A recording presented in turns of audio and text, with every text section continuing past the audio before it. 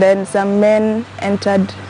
I opened the door of the car where I was sitting, and then removed me, and then they drove off.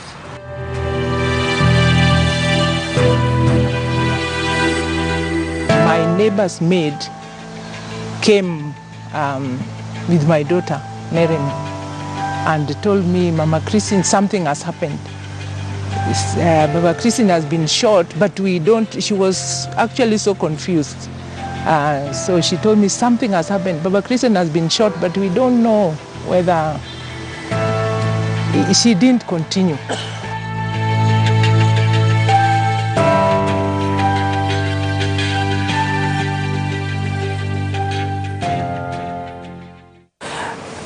At that time, my greatest concern was, in fact, the first time I was told your father has died, the first question I asked myself is, what are we going to do?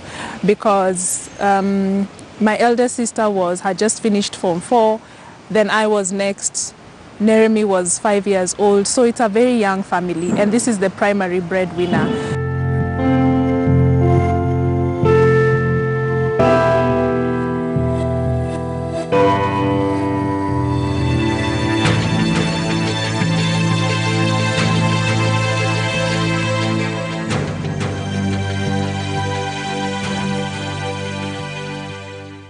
I remember being asked the same questions over and over again, and all I would say is I do not recall. I'd be asked, do you recognize the men sitting there? I'd be like, no, I do not recall. Most of the things they asked me, I could not recall.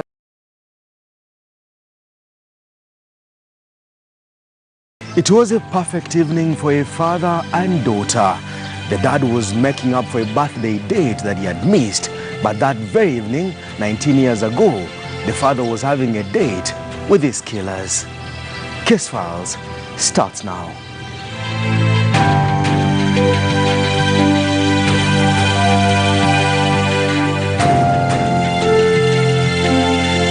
If this was January 1999, the daughters of Eliza Babu Acheng will have been dropped in school, with Neremi, the youngest of them all, staying at home with their mother. Events of January 1999 will change the picture-perfect, closely knit family of the then Nakuru Chief Magistrate, Babu Acheng.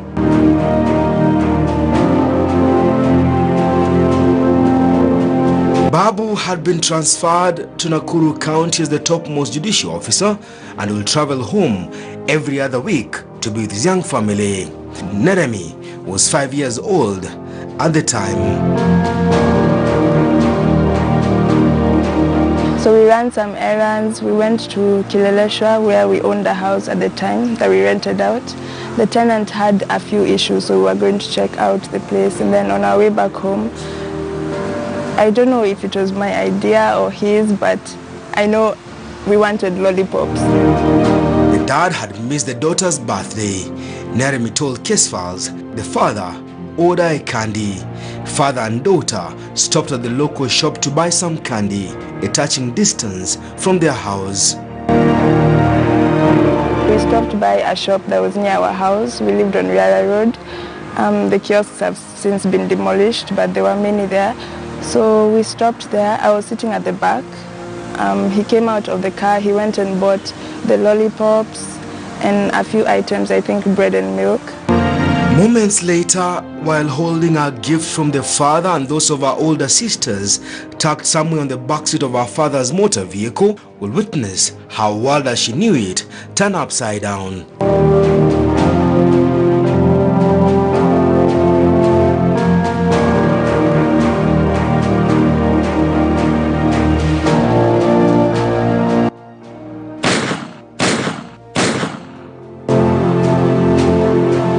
He opened the door, handed me the items, and then on his way to the driver's seat, I just had 3 gunshots. Neremi says she stayed frozen on the same spot, terrified. The father had been shot. Some men entered. I opened the door of the car where I was sitting, and then removed me, and then they drove off. So I just stood there. With my dad was laying there. I just stood there confused. I was 5.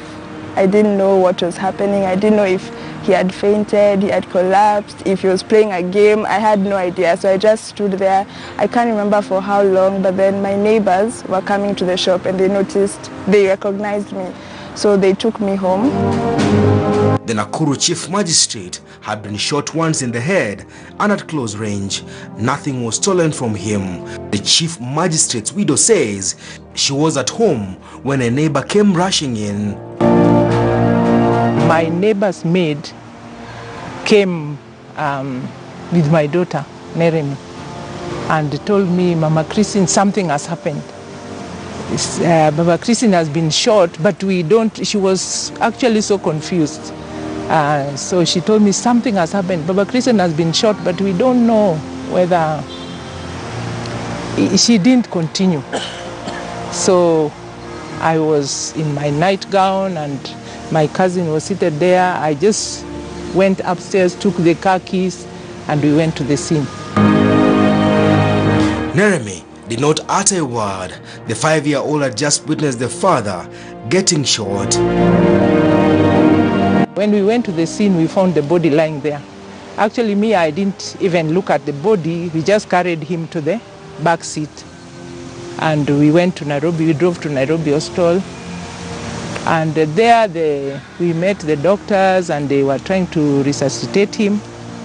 After a few hours, they called us that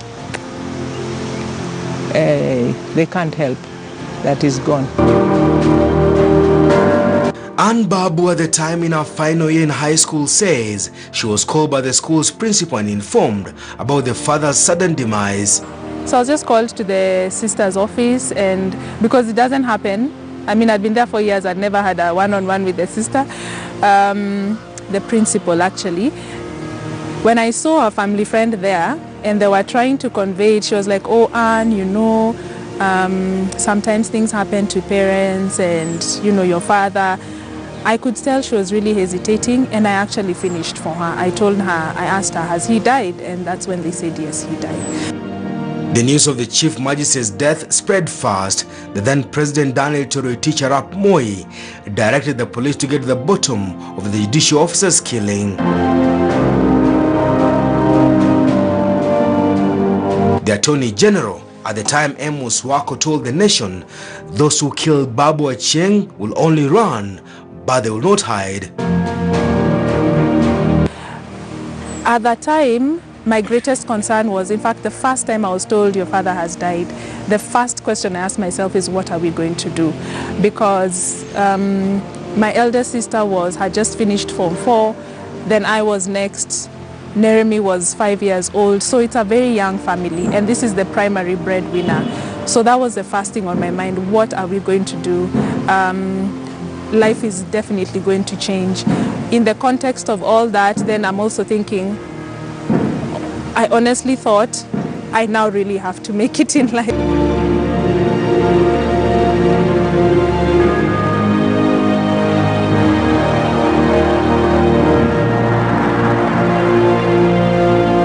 After several weeks of a nationwide manhunt, 4 people were arrested in connection with the killing of the Chief Magistrate, John Maina Kinywa, John Jorogen Jagi, Henry Ajega Josam, and the Dr. David Midhamon Deritu. The 4 were accused of violently robbing the young father and judicial officer, a robbery that occasioned his death. The prosecution heavily relied on the evidence of a man who allegedly had information about the murder plot hatched 5 days before the Nakuru Chief Magistrate was gunned down. But the witness was the 5-year-old Neremi Achieng, who witnessed the father getting killed. I was 12, I was in class 6. I went home after school and I found my mom with a man there, and they explained to me what was about to happen, that there was a court case, and I knew I was the only witness, so I couldn't say no. If I said no, there'd basically be no case. For 2 days, Neremi stood in the dock to narrate to the court the events of the evening of the 15th of January, 1999.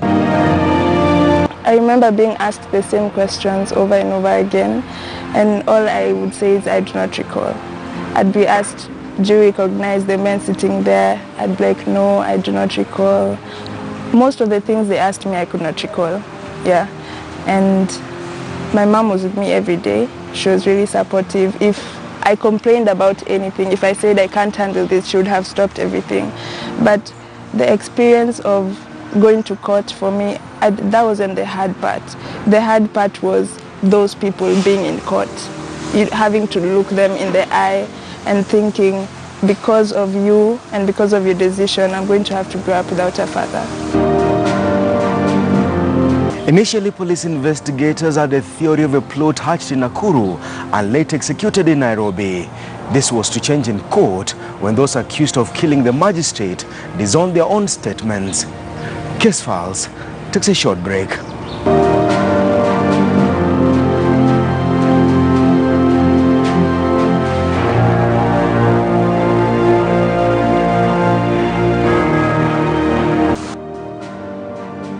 The 4 accused persons the court charged had met somewhere in Nakuru where they hatched a plot to kill Babu Achieng after he refused to take a bribe of 280,000 shillings from one of them. The 4 the prosecution claimed had wanted the magistrate to dismiss a case touching on one of them, but he declined. A decision was then made to have him killed. The 4 appeared before Justice Mutitu and were accused of moving to Nairobi, where they spent a night at a city hotel before executing their deadly plot. When I saw them, you know, you feel bad, but what can you do? I can't remember so well, but I didn't even want to look at them. The trial will take a turn after the suspect disowned their own confession statements, claiming they had been tortured by the police. One of the key witnesses, who had told the court that he was aware how the plot to have Babu Achieng killed was hatched, disowned his own statement in court. The trial will run into headwinds after the Justice Ringera purge of judiciary claimed the career of Justice Mutitu, who was presiding over the trial of the 4. In December 2003, the trial was declared a mistrial. The 4 accused suspects were charged afresh before Justice Kalpana Rawal. The prosecution lined up 15 witnesses, but from the onset, it appeared the trial was set to fail. After several years on trial, the court assessors returned a not guilty verdict, a verdict Justice Kalpana Rawal upheld. Perpetrators of the offense were not found, the true perpetrators, or they were found, but the investigations that were done were not good enough to justify conviction. So to that extent, I don't feel that we received justice. Yeah. The system that he worked for 20 years eventually failed him because he was actually a criminal. He was a criminal magistrate, and that's what he did for the 20 years. But unfortunately, when he needed it the most, it didn't come through. Indeed, the prosecution carried out a shoddy job. Justice Kalpana Rawal wondered why the prosecution failed to produce in court a post-mortem report, one of the most key evidence in a murder trial. The court will have looked the other way if the defense had claimed that Babu Achieng had not been killed because the prosecution had failed to produce in court evidence indicating that indeed the judicial officer had indeed died of a gunshot injury. As far as the court was concerned, Babu Achieng had not died because there was no post-mortem report. Justice Kalpana Rawal told the prosecution it had relied on circumstantial evidence but failed to link any of the 4 suspects to the murder of the slain judicial officer. The judge blasted the police for conducting shoddy investigations, wondering why, despite recovering the slain chief magistrate's motor vehicle, they failed to have it dusted for fingerprints. In July 2004, almost 5 years since the brutal assassination of Babu Achieng, John Maina Kinyua, John Njoroge Njagi, and Dr. David Midhamo Nderitu was set free. The prosecution had failed to prove beyond reasonable doubt their case against the accused. The fourth accused person, Henry Ajega Josam, had since died while in prison. Neremi says the trial of the four accused persons years later had her convinced that her father was not coming home after all. For, I think, till I was 12, for around 7 years, I thought that I was in a dream. I thought I was dreaming. Like all the days that passed throughout those 7 years, I thought I was dreaming. And one day I just woke up and realized this is not a dream. He's never coming back. And then after that phase finished, I went to a phase where I felt like if I prayed enough, it would be possible to resurrect him. Yeah, so I went through that phase, and then it reached the point where I had to testify. And that's when it hit me. He's not coming back, he's not resurrecting, and like this really happened. With the trial failing to nab the will-be killers of the chief magistrate, the responsibility of raising Babu's children now lay on the troubled shoulders of the widow. I look back and Dennis, I thank God. There is, actually, I owe nobody nothing except God, because I don't think without him I would have done anything. And when my husband died, there are two things that I decided. I made up my mind just to love God and to serve God more than I had done before, and also to educate my children. In me, I did not want any of them one day to say, if my father was there, I would have been so and so. I wanted them to, each person to get first degree. From there now, they can champion themselves. And Babu, now running a successful law firm, says things changed after the father was killed. He was such a nice father. I think what I would say is he was a very good example of what a father should be. He was so humorous. Like whenever we were together, like the last Christmas we spent together, we were in Nakuru because he was based there. So we had gone there for the holidays, and we went to some hotel there. And he did what he always does, which is make us laugh. He was so humorous. Then as usual, he would provide for us. You know, that's why when he died, my first thought was, what is going to happen to us? It is not clear why the police conducted short investigations in a murder trial involving a magistrate who had specialized in criminal law. Did the police look the other way and let Babu Achieng's killers walk away, or did they bring before the court people who had nothing to do with his killing? Now when I sit down, I have his pictures in my office, and I'm like, you can imagine having another lawyer in the family? That would have been so awesome. And he specialized in criminal law. I have never practiced criminal law. So I'm thinking by now he probably would have retired, because I think the retirement age was like 55 or something like that. And I would have loved to have him on as a consultant or something like that. So I miss the intellectual part of him. I miss not having somebody else to discuss the law with. And I mean, he was top of his class in campus in the UK. So I mean, I can only imagine how we would have interacted on issues law, but we also miss his presence, his solving of issues, his bringing people together. She never showed us until we got old enough to realize what she went through, you know. I've never seen my mom crying ever since, you know, my dad died. She never shed a tear. I could never, so I found out that she sheds tears in her, you know, in her room when no one is, you know, seeing such things. But she became a warrior, she became a fighter, you know, being left with all these girls. And we were also so close to both of them, but more so my dad, that, you know, we also started developing relationships with my mom and became very close. But it took a lot. And I think most so what we can say as a family is it's taken God. I mean, without God, I don't know where I would be. For Neremi, now in our final year in campus, the image of our father lying on the ground in a pool of blood has taken time to go away. I miss the small things. Like I see my friends, like when their parents call them and they actually have a contact on their phone written daddy. I have never had that. The small things of a dad calling you to check up on him, or even having an issue with a boy somewhere and your dad being protective, they robbed me of an experience. They did. They really did. I miss everything about him. And what pains me the most is the fact that I was 5. I didn't get to know him that well. My sisters were older. I think one of my sisters was even about to join university, so they were older. I can't tell you how he laughed. I can't tell you how he talked. I know nothing. And it's been hard for me not to be bitter about it. It's been hard for me not to deal with the trauma in a bad way.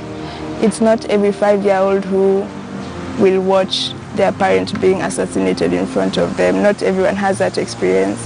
When I joined primary, I really struggled because I had nothing in common with anyone. No one could understand the type of trauma I was feeling or what I was feeling inside. And then at the same time, you don't want to bother your family because they are going through the same grief. You don't want to stress anyone further. So I really had to learn to be emotionally independent. If the slain chief magistrate will be alive today, the criminal lawyer turned magistrate will have been 68 years old. It has been 19 years now since Eliza Babu Acheng was gunned down in the presence of his 5-year-old daughter, neremybabu. His killers are still at large, and the motive of his killing still remains a mystery. Your favorite TV crime series, Case Files, takes a break. From the entire team behind the production of this good program, we say thank you. This is the only show on Kenyan TV where crime and justice meet.